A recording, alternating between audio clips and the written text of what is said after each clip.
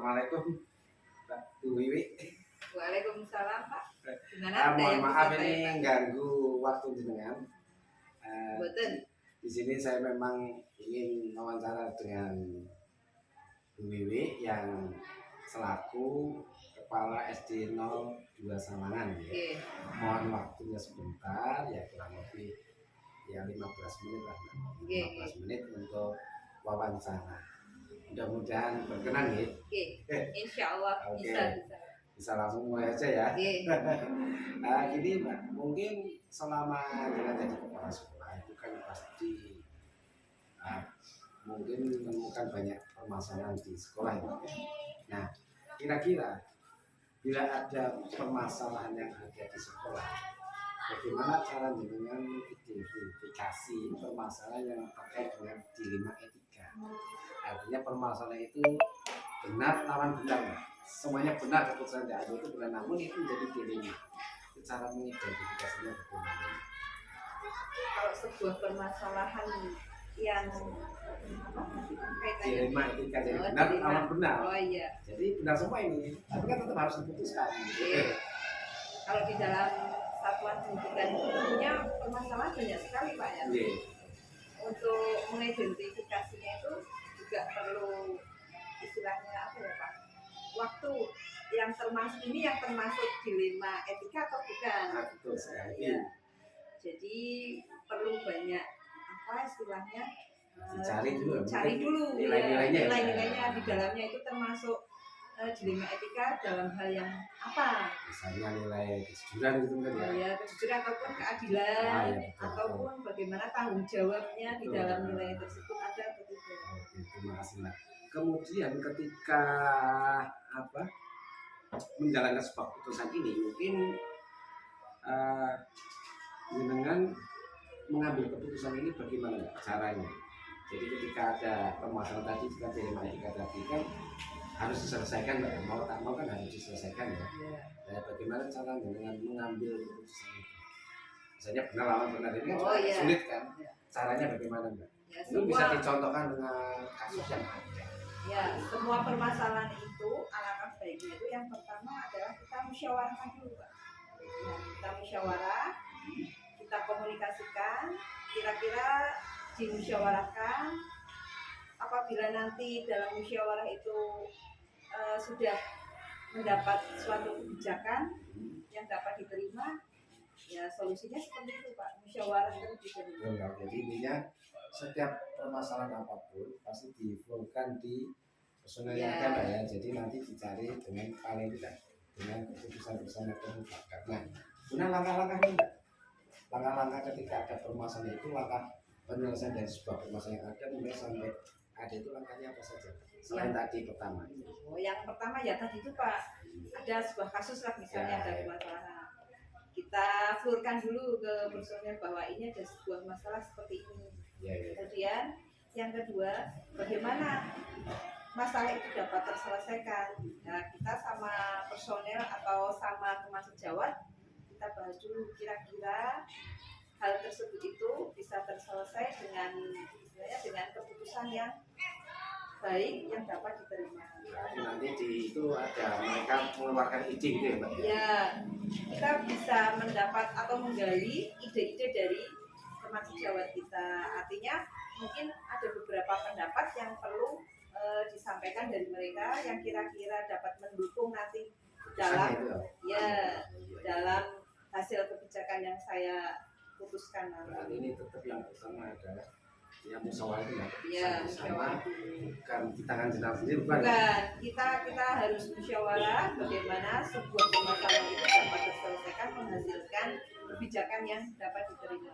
Oke, nah selama ini ketika mengambil keputusan kan pasti ada hal-hal yang paling efektif. Ketika efektif dalam mengambil keputusan itu akan berjalan lancar atau tidak, ada sesuatu yang jenengan anggap efektif. Kira-kira apa sih misalnya? Efektifnya permasalahan itu dapat terselesaikan mungkin karena dari dukungan teman-teman itu ya. Jadi mereka itu tidak tinggal diam gitu ya. Artinya mereka memberikan dukungan yang pertama baik dukungan moral maupun yang lainnya. Artinya dia ada kekompakan ya dalam musyawarah itu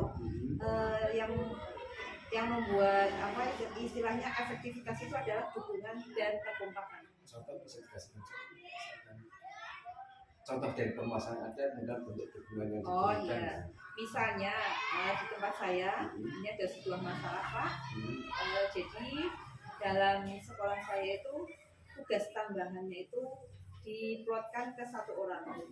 Kemudian saya selaku kepala sekolah itu berharap agar istilahnya ada keadilan ataupun ada tanggung jawab bagi mereka yang istilahnya jangan ada yang merasa ya istilahnya ya merasa dibebankan dan ada yang tidak dibebani tugas. Nah, untuk mengambil kebijakan tersebut artinya kita musyawarahkan dulu, kemudian kita melihat personel yang berkompeten dalam bidang tersebut. Akhirnya ya saya putuskan seseorang yang menurut teman-teman dan saya pun kompeten ya akhirnya terwujud. Iya. Jadi mama mendukung itu. Iya. Alhamdulillah. Nah, semua yang tadinya itu 1 orang mereka merasa diambil tugasnya atau malah justru merasa bahagia karena berkurang bebannya. Karena bebannya kan terlalu Pak. Maksudnya bukan terlalu sih, artinya yang pertama permasalahannya karena kami memang kekurangan personel Pak pada saat itu. Kemudian alhamdulillah karena dari teman sejawat ada yang diangkat menjadi P3K, akhirnya ya saya memberanikan diri untuk memberikan tugas tambahan karena merasa kompeten juga menurut saya Pak. Akhirnya ya alhamdulillah mau dan mereka pun teman-teman sejawat mendukung karena dia juga istilahnya berkompeten juga. Bagus ya, jadi cara jenengan ini bisa ditiru ini Pak. Ini bagus sekali karena saya memperdayakan sumber daya yang ada. Ya. Walaupun dengan keterbatasan personel tapi memang bisa istilahnya mengelola itu dengan baik. Jadi ini bisa ditiru. Kemudian berikutnya, tentunya kan dalam mengundang itu kan juga mudah, pasti ada hambatan atau tantangan. Nah, kira-kira tantangannya apa? Tantangan yang saya takutkan untuk pertama kalinya mesti ada penolakan. Ya, mungkin bagi si A itu merasa Bu saya kurang mampu atau gimana, itu kan menurut mereka. Tapi menurut pandangan saya bahwa si A itu mampu. Ya berkat dukungan dari teman-teman yang lainnya juga, akhirnya alhamdulillah tidak ada penolakan dan diterima dengan legowo, alhamdulillah. Takutnya tadi ya, tapi dengan pendekatan istilah mono, istilah apa ya, pendekatan personel dan komunikasi yang efektif ya, sehingga itu menjadi sebuah solusi tadi ya. Kemudian ini Mbak, ketika ada permasalahan yang terjadi di sini, entah itu apa saja terkait dengan kebijakan di sini ataupun tata tertib ataupun dengan kesiswaan ataupun dengan pengembangan sekolah. Lah, jenengan ketika dalam menyelesaikan ini, apakah pakai jadwal, apakah langsung di tempat itu sesuai dengan permasalahan yang ada atau bagaimana? Apa dengan ini saya mau menyelesaikan ini nanti waktunya 1 minggu atau gimana? Misalkan contoh aja, contoh dengan kasus yang ada. Sebuah permasalahan itu butuh proses Pak untuk penyelesaian. Tidak sekaligus langsung ini ada permasalahan langsung terselesaikan, tidak, tentunya bertahap. Nah tahapan-tahapan itu yang pertama saya lakukan adalah saya melihat dulu kondisinya gimana. Yang kedua ya tadi itu musyawarah. Yang ketiga perkembangan musyawarahnya itu tadi seperti apa. Tapi misalkan kasus itu katakanlah terkait dengan bullying di sekolah misalkan ada, itu kan ada. Nah itu gimana? Apakah harus nunggu nanti beberapa hari? Kalau pembulian ya otomatis langsung terselesaikan di situ. Berarti tanpa terjadwal. Ya tanpa terjadwal. Itu kan untuk permasalahan yang tertentu. Berarti cara kesimpulannya penyelesaian itu atau pengambilan keputusan itu saudara termasuk melihat kasusnya ya. Ketika kasusnya memang harus ya tidak perlu jadwal, langsung ada eksekusi itu juga ya kan, karena itu dari bisa menimbulkan malah berkepanjangan nanti malah efeknya tidak bagus. Kemudian dari itu juga kan pasti tadi ada tantangan, ada dan sebagainya. pasti ada seseorang ataupun faktor-faktor yang mendukung jenengan dalam mengambil keputusan.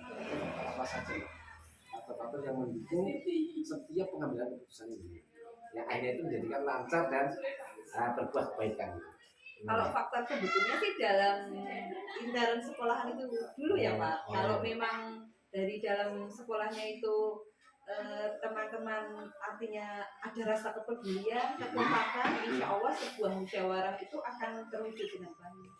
Permasalahan itu dapat terselesaikan. Ya berarti sekali lagi di sini ada dukungan dari personal. Ya, dukungan dari teman-teman. Ini adalah faktor yang cukup efektif Ya, betul Pak. Mengambil sebuah keputusan. Itu ya kayak namanya kalau keputusan diambil orang tuanya itu lebih banyak manfaatnya daripada diambil satu orang lah ya. Kalau pengambilan keputusan secara perseorangan itu namanya egois. Betul, jelas nggak menggunakan itu ya. Wah, iya Pak. Atau ditiru ini contoh pemimpin yang teladan.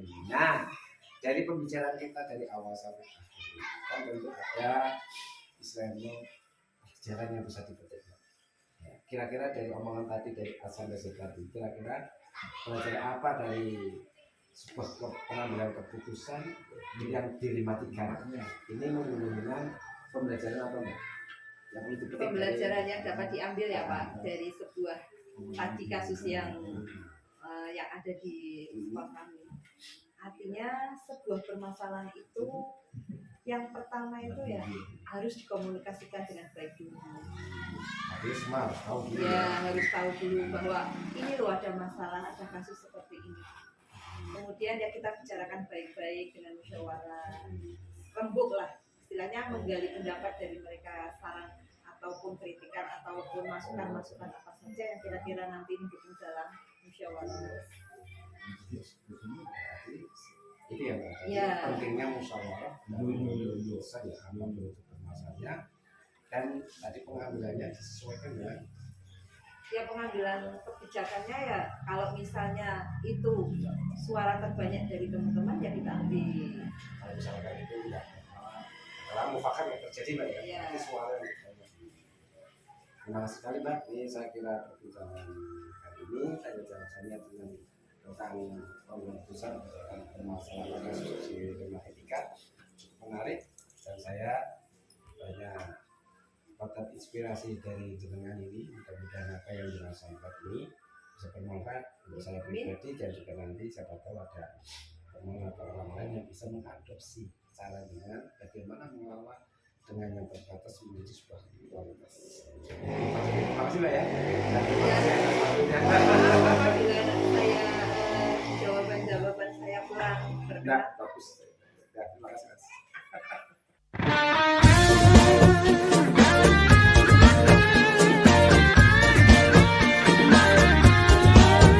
Hari ini hari pertamaku, hari pertama ke sekolah. Senangnya hatiku diantar ayah ibu pergi berangkat ke sekolah. Senangnya hatiku bertemu teman baru, guru baru.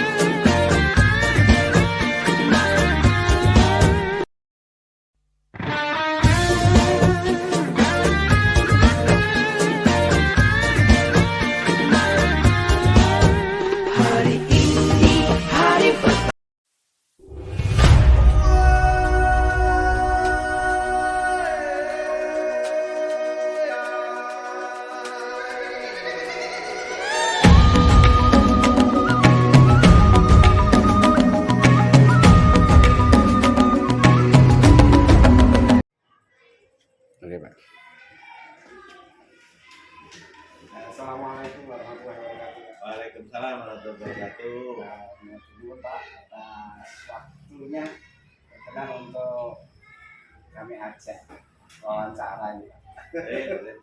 Mohon maaf agak gini. Ya, enggak apa. Ini mau tanya-tanya terkait dengan ya, kasus-kasus yang pernah dialami SD 01 itu aja. Ya mungkin nanti akan banyak hal yang perlu saya tanyakan. Pertama, bagaimana kita dapat mengidentifikasi kasus-kasus yang ada di sini yang termasuk kategori artinya kasus itu benar dan semuanya benar Pak. Jadi dia mau ambil ini semuanya benar. Itu bagaimana cara mengidentifikasinya? Tentunya ini kasus-kasus yang kami alami di sini ya Pak Ilmi. Oke. Pak Ilmi ini ya namanya Pak Ilmi ya. Nanti saya kenalan nih. Oh iya, mohon maaf ya. Iya Pak. Oke. Untuk kasus yang kita alami di SD ini sih sebenarnya banyak Pak. Banyak kalau tadi Pak Ilmi mengungkapkan kaitannya dengan keputusan yang sama-sama benar. Ya begitu kasusnya. Tapi yang paling kesan bagi saya itu kaitannya kesiswaan. Kalau kaitannya kebijakan pemerintah kita tidak ambil itu, kita ambil yang kaitan kesiswaan. Dan Ya, itu contohnya Pak. Contohnya kesiswaan. Dilemanya itu gimana? ketika anak kasus di sekolahan yang ini terjadi seringnya justru antar anak. Misalnya ketika ada dua anak yang mengalami crash ya, yang satu lapor benar, yang satu tidak merasa benar, itu kita justru yang alami sini. Nah, ketika ada laporan seperti itu karena mereka mengklaim semuanya paling benar dari sudut pandang mereka, Ya. nah, bagaimana apa atau dalam mengambil keputusan itu kan semuanya mengatakan paling benar. Ya. Ini bagaimana Bapak memutuskan? Biasanya kalau kasus ini sudah sampai orang tua, biasanya kalau belum sampai orang tua, anak saya panggil. Misalnya dua orang berkasus sama-sama melaporkan itu, kita panggil, kita klarifikasi. Kita punya buku kasus yang kita wawancari saksi A bagaimana, B bagaimana. Biasanya kalau melibatkan supaya bisa melibatkan pihak saksi oleh anak ketiga. Itu kalau sama anak. Dan biasanya kalau kasusnya di anak selesai dengan win-win solution, biasanya saling maafkan. Kalau sudah sampai orang tua, karena biasanya kasusnya itu merembet anak, biasanya kan lapor sama orang tua bla bla bla bla bla. Ya kita undang orang tuanya, kita undang. Dan yang sering terjadi itu sebetulnya kasusnya bukan sepihak. Misalnya A melaporkan saya dipukul B melaporkan sing marai A ini. Padahal kasusnya itu nanti ya sebetulnya sama-sama, kalau mau salah ya sama-sama salah, kalau benar ya sama-sama benar. Karena kan merasa saya benar, dia salah. Yang salah juga merasa begitu, saya benar dia salah. Kalau boleh dibuat sebuah langkah prosedurnya kalau sebuah permasalahan, kita tadi soal anak kan, ketika permasalahan yang lain terkait pembelajaran dan lain sebagainya termasuk pidana, kalau boleh dijelaskan bagaimana langkah-langkahnya dari pengambilan dari masalah yang ada, kemudian dengan melangkah sampai akhirnya ada sebuah solusi, itu boleh dijelaskan secara Hampir sama tadi yang saya sampaikan. cuma kalau di SL langsung poin-poinnya kan, misalkan apa harus musyawarah dulu atau Iya. Kalau saya tadi itu sebenarnya kita disampaikan secara mungkin detail ya. ya. Yang jelas kita pertemukan. Maksudnya kita pertemukan dulu, terus kita klarifikasi permasalahannya apa. Setelah itu baru biasanya sama-sama kita cari solusinya dari mereka juga. Kita tidak menyarankan solusi apa-apa, mereka kita tarik dulu. Coba solusi terbaik bagaimana.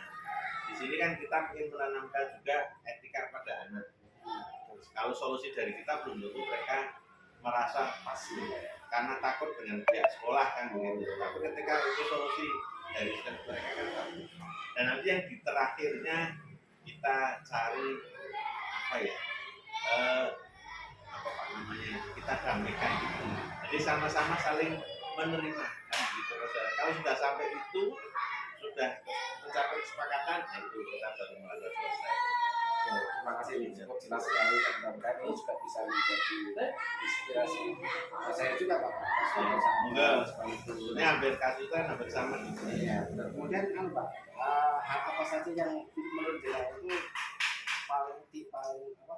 Atau paling efektif dalam mengambil keputusan yang paling efektif yang selama ini Jenderal cara ya atau apa yang anggap dalam mengambil keputusan apakah itu Keputusan bersama Pak.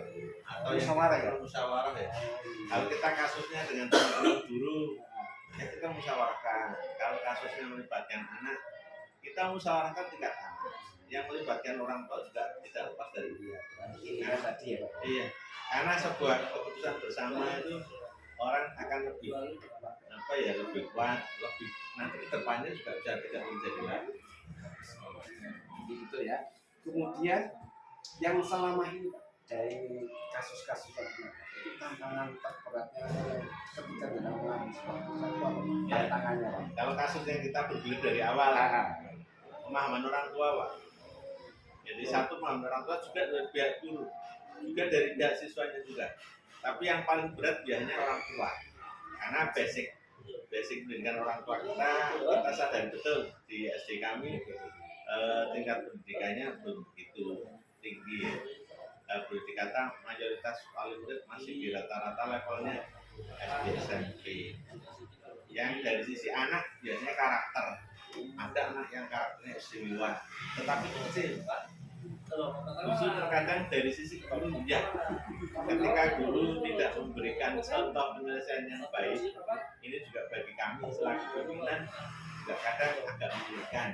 Tetapi itu tidak. Yang paling berat adalah ketika pemahaman orang tua yang harus sama di mana karakternya berbeda. Tapi setelah nanti ketemu dengan kita sih Jadi clear Pak ya. clear juga. Bagus nih Pak. Kemudian Pak, berikutnya lagi. Ketika ada permasalahan itu, tentunya kan jangan pasti akan langsung mengambil sebuah sikap Pak ya. Apakah terjadwalkan? Apakah langsung eksekusi dari itu? Atau bagaimana Pak? Kemudian kalau misalkan itu prosedurnya bagaimana? Oke. Kalau seperti itu kita lihat seberapa fatal sebuah kasus. Nah ini, misalnya bisa diselesaikan saat itu juga, ya kita selesaikan, ngapain dan ditunda. Tetapi seperti kasus yang kemarin terjadi, itu kebetulan anaknya sampai harus ada tindakan medis lanjut yang butuh biaya juga. Otomatis kita tidak bisa ambil keputusan saat itu juga. Orang tua kita kumpulkan di hari berikutnya. Di situ kita ambil kesepakatan. Kebetulan melibatkan biaya, kita mediasi, kesepakatan itu. Waktu itu kita hari kedua baru selesai. Karena itu harus bahkan pengobatan itu berlanjut sampai mungkin hampir 2 mingguan. Karena kasusnya patah tulang. Itu karena dia atau apa? Karena Kecelakaan. Sejatinya tidak ada anak itu mau menyakiti temannya. Kesengajaan berarti Pak. Nah, satu tidak kesengajaan, yang kedua berawal dari sebuah mainan. Jadi itu seperti itu. Yang kami pahami di anak. Tapi orang tua terkadang kan lain beda. Tapi orang tuanya tidak terima itu. Di awalnya ya, hari pertama ya, kita bahkan hari pertama juga kita datang ke rumahnya, kita jelaskan betul. Akhirnya berlanjut hari kedua, orang tua ini kita mediasi bareng-bareng. Itu kebetulan melibatkan 3 orang tua, 3 siswa, 1 menjadi korban, 2 menjadi pelaku walaupun tidak sengaja. Mereka selesai. Seperti tadi ya, tantangannya tadi menyadarkan pemahaman orang tua itu biar ya paling nggak memaklumi ataupun apa ya tadi apa sempat terbuka orang mau penilaian subjektif. Kita terima, menyadari bahwa itu kejadian itu sebenarnya dari tidak sengaja. Berikutnya lagi Pak nih, tentu ada faktor-faktor yang mempengaruhi atau yang membantu dalam penyelesaian Pasti. Faktor-faktor apa saja yang mempengaruhi. Kita selalu husnudzon ya Pak ya. Berawal dari rasa husnudzon. Yang kedua komunikasi yang kita bina itu juga nanti akan ke arah situ. Mungkin dengan komunikasi yang baik mempermudah kita untuk mempertemukan antara orang tua. Yang kedua sifat jawen orang kita Pak. Ketika kita kita fasilitasi, kita dekati dengan baik-baik, karakter orang sini mendukung untuk mudah menyelesaikan masalah.